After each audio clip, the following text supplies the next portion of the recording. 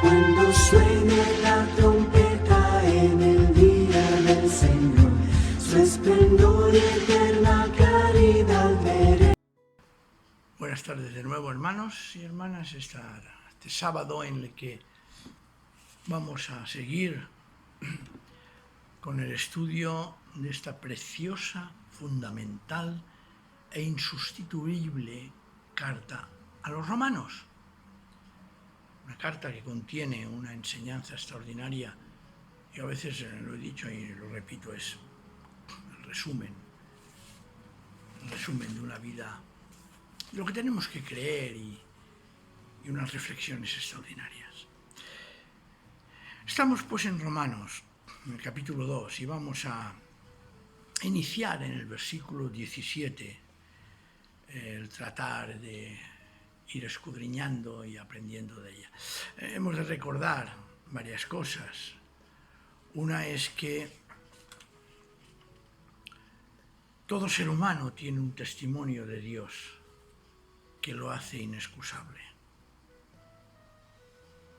Todo ser humano tiene un sello, y lo voy a decir, genético.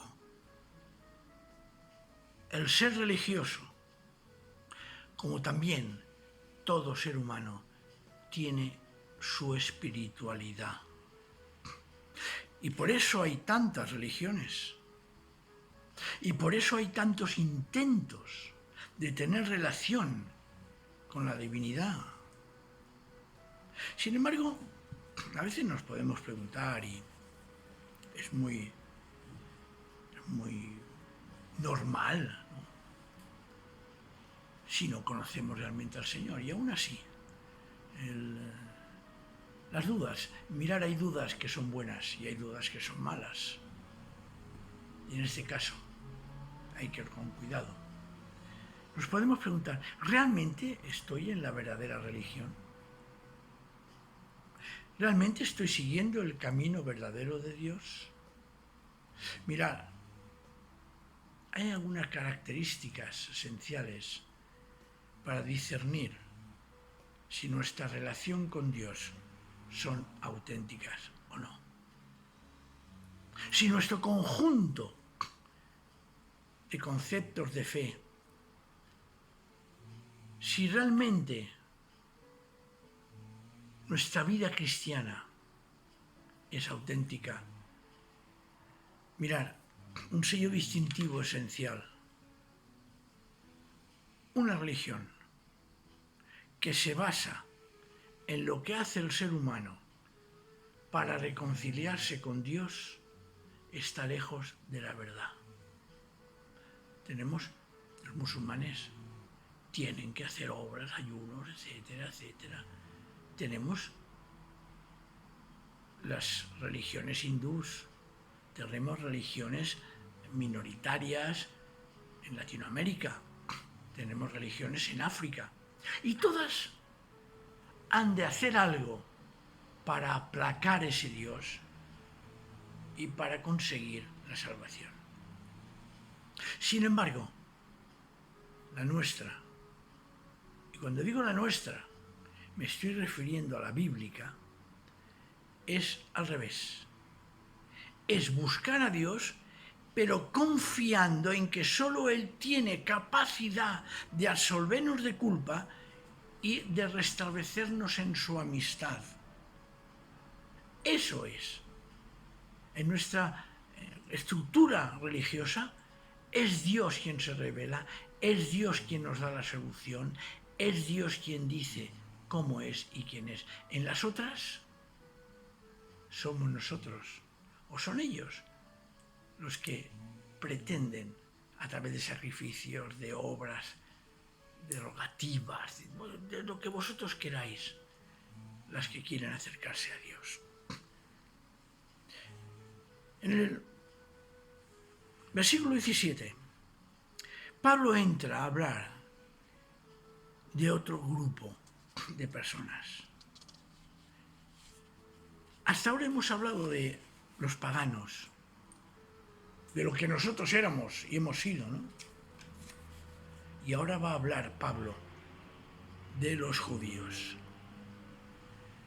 Pablo, repito, ha demostrado que a través de la creación se puede encontrar a Dios. Pablo ha dicho que cuando Dios juzga, lo hace con justicia y con razón, y que nosotros no somos nadie para juzgar a otros. Y algo importante también, que en el no creyente su propia conciencia le sirve de ley acusándolo y excusándolo en su comportamiento. Y ahora, a partir de ahora, ha sido un camino de transición. En el versículo 17, Pablo entra en el mundo judío y lo hace con una pregunta directa. ¿Y qué decir de ti? Es decir, tú, que dices que eres judío, como después lo confirma, ¿qué voy a decir de ti? ¿Qué hay que decir de ti? ¿Cómo hay que hablar de ti?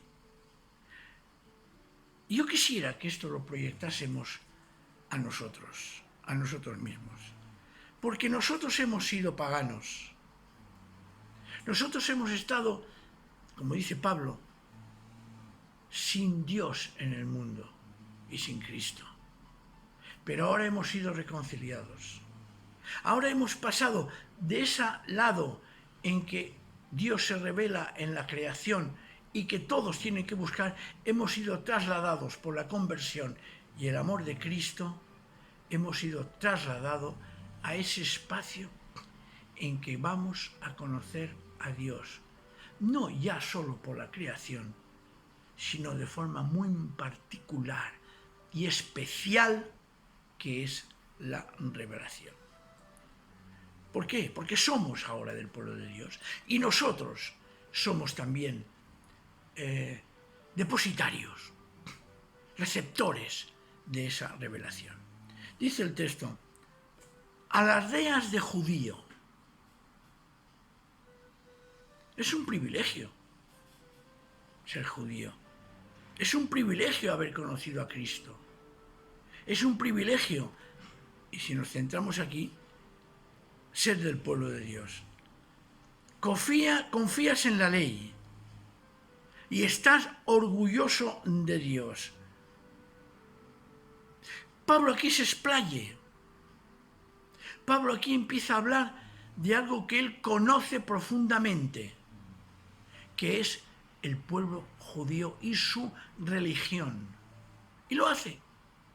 Y dice, oye, muy bien, tú eres judío. Te chuleas, y perdona la palabra, te vanaglorias de que eres judío. Estás pavoneándote de que confías en la ley. Y estás orgulloso de Dios. Es que mi Dios. Cuidado que esto se puede aplicar también a la iglesia, a cada uno de nosotros. Y sigue en el 18. Dices que conoces su voluntad y que la ley te ha enseñado a discernir lo que es más valioso. Curioso, tremendo. ¿Verdad que nosotros también decimos que conocemos su voluntad? Bueno, la tenemos en las Escrituras. ¿Y verdad que decimos también nosotros que su revelación nos hace discernir lo que realmente vale y no vale? Pero Pablo no se queda ahí. Pablo sigue. Y es tremendamente punzante pensar que está hablando de los judíos y, de rebote, también a nosotros, los cristianos, porque caemos en muchas de las cosas de estas. Dice en el 19, te consideras guía de ciego. Además, dice, y luz de cuantos viven en tinieblas. O sea, te crees maestro, te crees que lo sabes todo, te crees que eres capaz de guiar a aquel que no lo sabe, al ciego. Además, con tu sabiduría, iluminas a los ignorantes, a aquellos que no conocen, que andan en tinieblas. Vaya una descripción que está haciendo Pablo, y no se queda ahí, no se queda ahí, de los judíos. Pero dice aún más en el versículo 20, crees poseer el secreto de instruir a los ignorantes y de enseñar a los párvulos, a los pequeñitos, porque crees tener en la ley el compendio de toda ciencia y toda verdad. Hermanos, ¿qué más queremos? Tenemos todo eso. Y aquí viene ya. Aquí viene. Que siendo privilegiados por tener la revelación de Dios, siendo los judíos también bendecidos por ser pueblo de Dios, dice en el 21, pues bien, ¿por qué no aprendes tú que enseñas a los otros? Ojo, que por mucho que creas que tienes el secreto de instruir a los ignorantes, que te creas guía de ciegos y luz de cuantos viven en tinieblas, ¿por qué no aprendes tú que enseñas a los otros? Es casi lo mismo que decimos el otro día, ¿no? A juzgar a otros te condenas a ti mismo. El judío, como aquellos cristianos que también pueden caer en esto, dice, cuidado, ¿por qué no aprendes tú que enseñas a los otros? Y sigue, ¿por qué robas tú que exhortas a no robar? ¿Por qué cometes adulterio tú que condenas el adulterio en los demás? ¿Por qué haces negocios en sus templos tú que aborreces los ídolos? Ah, claro, bueno, todo sea por el negocio. ¿Por qué en el 23? ¿Por qué presumes de la ley tú que afrentas a Dios al no cumplirla? Son palabras durísimas, hermanos, que van destinadas en este caso a los judíos, pero que a mí personalmente me zarandean. Ah, claro que me zarandean, porque muchas de estas cosas lo decimos nosotros. Lo decimos nosotros, que conocemos su voluntad. Resulta que tenemos en las Escrituras el convenio de toda ciencia y toda verdad, que enseñamos. Pero ¿qué pasa? ¿Qué pasa? ¿Te enseñas a ti mismo? ¿Aprendes? ¿Robas cuando sabes que no hay que robar? ¿Adulteras cuando sabes que no hay que adulterar? ¿Negocias con cosas que no son propias de un cristiano? ¿Por qué, dice el 23, presumes de la ley y afrentas a Dios al no cumplirla? Y aquí viene una frase, hermanos, impactante para todos nosotros y que tiene que hacernos sentirnos pequeños.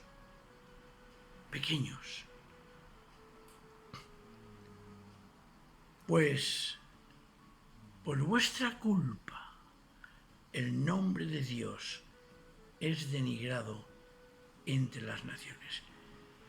Con esta frase pone en evidencia Pablo una realidad terrible, que muchas veces nuestro testimonio ha sido, y lo falseamos, que muchas veces decimos y no hacemos, que muchas veces hablamos mentira y no verdad. Eso es tremendo. Podemos decir, no, es que esto va dirigido a los judíos, claro. Sí, sí, porque antes ha hablado de los paganos que están sometidos también al pecado, pero es que tampoco se salvan los judíos, tampoco nos salvamos, con todo respeto lo digo nosotros. Y sigue en el 25. Y la circuncisión, y el bautismo. Ojo, y aquí viene algo importante. Ahora nos va a hablar de lo importante, el corazón, lo que hay en el corazón. Dice, ¿y la circuncisión? Mira, la circuncisión tiene valor si cumples la ley, pero si no la cumples, lo mismo te da estar circuncidado que no estarlo. El valor de la fe está en que puedes vivir esa fe auténticamente. Mirar, la circuncisión era el signo del pacto, de la alianza que Dios hizo con su pueblo. Es, diríamos, un signo externo de que se pertenecía al pueblo de Dios. Y ellos, los judíos, estaban orgullosos de ser circuncidados. Y hoy en día lo están. Hoy están. Jesús también fue circuncidado, evidentemente. Y esto veían en ellos, en este hecho físico, la seguridad de salvación y la seguridad de que Dios los protegía. Sin embargo, en este pasaje lo que hace Pablo es decirnos y enseñar a los judíos que ha de quedar muy claro que la mera circuncisión externa no es fuente de salvación, como no lo es tampoco, y lo digo a nosotros los creyentes, el bautismo externo. El bautismo externo, como aquí también nos está indicando el apóstol Pablo, ha de responder necesariamente a un cambio interno. Porque, después lo dirá, fijaos, porque en el 28 dice, porque no es judío, no se es judío, por el aspecto externo. No se es cristiano por el bautismo del agua. No se es judío por la circuncisión. No se es cristiano porque yo he pertenecido a toda mi familia que lo era cristiana. No se es cristiano porque asisto a la iglesia regularmente. Se es cristiano porque ha habido un cambio en el corazón nuestro, que ha cambiado Dios ese corazón de piedra en un corazón de carne. Por eso dice el 28, porque no se es judío por el aspecto externo, ni la verdadera circuncisión es la marca visible corporal. Claro, cuidado, las apariencias y tal. Y dice en el 29, lo que distingue al auténtico judío, lo que distingue, y vamos a aplicarlo porque hay que contextualizar, lo que distingue al auténtico cristiano, al auténtico judío, es su interior. El auténtico bautismo es el del corazón, lo he cambiado expresamente. Y la auténtica circuncisión es la del corazón, obra del Espíritu y no de reglas escritas. Y no serán los seres humanos, sino Dios quien la lave. Es decir, aquí Pablo nos ha puesto en evidencia a aquellos que conocemos el ámbito cristiano y el ámbito judío. Pero en este caso, particularmente son los judíos, ¿no? Porque después demostrará que también los paganos están sujetos a pecado. Pero considero interesante que esto lo apliquemos a nuestra vida. Porque realmente lo que importa no es ni conocer a Dios por la naturaleza cuando Él se manifiesta, porque normalmente lo rechazamos, porque normalmente no queremos saber nada. Estamos hablando de la naturaleza, de la creación. Y entonces Dios nos deja en nuestros vanos pensamientos que nos perdamos. Pero es que cuidado, también nos dice a aquellos judíos, el otro grupo, que ellos también tienen un testimonio real y verdadero de su presencia. Claro que la tienen. Porque además tienen la revelación escrita. Porque además tienen la ley. Porque además tienen la circuncisión. Y esto hace que ellos se consideren los maestros, el no va más, que saben todo. Pero eso, si no hay un cambio en el corazón, no sirve para nada. Es decir, por eso dice en el versículo 20, lo que distingue al auténtico judío es su interior. Lo que distingue a un verdadero hijo de Dios, a un creyente auténtico, a un seguidor de Cristo, es lo que hay en su corazón, no lo que externamente pueda él o ella hacer o decir o aparentar. Porque lo que se produce en el corazón realmente es obra del Espíritu y no es obra de reglas escritas como era en el Antiguo Testamento. Y como a veces nosotros queremos imponer e imponernos una serie de normas, escritas algunas de ellas en las Escrituras, pero que realmente solo quedan en el aspecto externo. No, el verdadero cambio, la verdadera circuncisión, el verdadero bautismo, después lo veremos en el capítulo 6, hablaremos sobre el bautismo, es el que produce el Espíritu y no la ley. Importante, porque además dice que eso lo reconoce Dios, porque no son los seres humanos quienes han de alabar esas cosas, sino que es Dios mismo en nuestro interior quien la alabe, quien lo sabe. Es Dios que mira nuestro corazón, lo que tiene que valer. Por eso, después sigue en el capítulo 3 con algo que ya lo veremos en el próximo estudio. Hoy, antes de empezar en el capítulo 3, vamos a quedarnos con que los gentiles, los paganos, tienen un testimonio de Dios, que los judíos también tienen un testimonio de Dios a través de la revelación.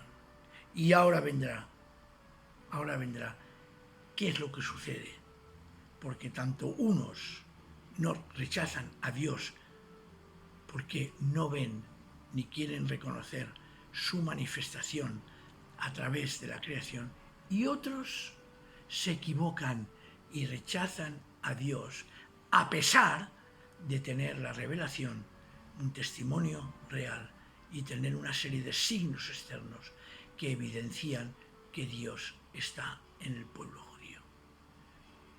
Espero que esta reflexión nos haya aclarado también y nos haya ya situado en lo que va a venir después a partir del capítulo 3, porque es interesantísimo.